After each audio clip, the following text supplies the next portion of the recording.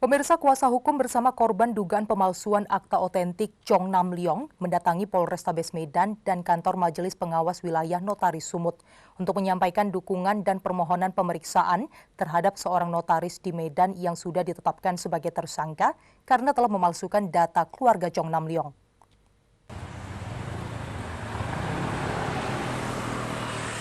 Usai mendatangi Polrestabes Medan bersama kuasa hukum, Chong Nam Leong dan istri kemudian mendatangi kantor Majelis Pengawas Wilayah Notaris Sumut yang bertempat di kantor Kemenkumham Sumut, Jalan Putri Hijau, Medan. Kedatangan mereka di kantor itu untuk meminta Majelis Pengawas Wilayah Notaris Sumatera Utara menggelar sidang kode etik profesi kepada oknum notaris FN. Sebab selama ini mereka berulang kali memohonkan pemeriksaan kode etik dengan melayangkan surat 6 kali. Namun Majelis Pengawas Wilayah Notaris Sumut terkesan mengabaikan permohonan mereka. Padahal notaris FN bersama dua rekannya sudah ditetapkan tersangka oleh pihak kepolisian. Menurut Longser Sihombing, kuasa hukum Chong Nam Leong, kasus dugaan pemalsuan akta otentik tindak pidana pencurian sertifikat rumah dan tanah bermula pada tanggal 5 September 2008 lalu setelah orang tua Chong Nam Leong meninggal di rumah sakit di Singapura. Kemudian muncul salinan akta tertanggal 21 Juli 2008 yang dibuat notaris FN yang mengalihkan aset-aset orang tua Chong Nam Leong ke orang lain yang bukan keluarga dengan nilai aset puluhan miliar berupa 21 rumah di kota Medan dan 2 rumah di Singapura.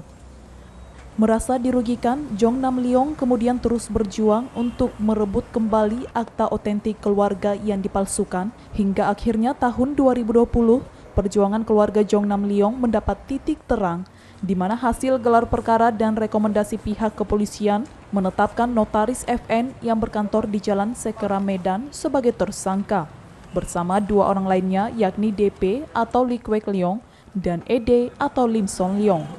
Namun sayangnya ketiganya tidak ditahan. Mereka berharap Majelis Pengawas Notaris Sumut menyetujui dan mendukung pemeriksaan terhadap notaris FN yang sudah menjadi tersangka.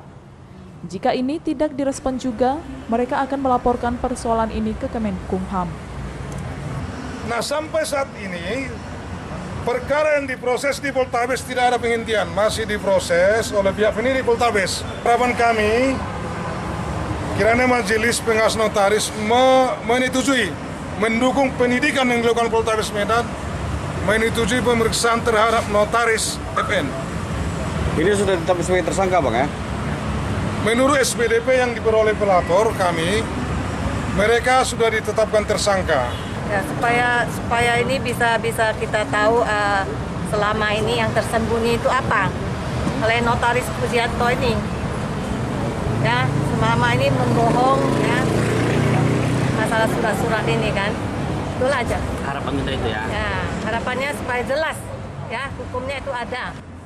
Pihak Chong Nam Leong berharap dengan diperiksanya notaris FN, apa yang selama 12 tahun ini tersembunyi dari kebohongan notaris FN bersama rekannya terbuka karena mereka sangat dirugikan. Dari Medan, Said Ilham, iNews melaporkan.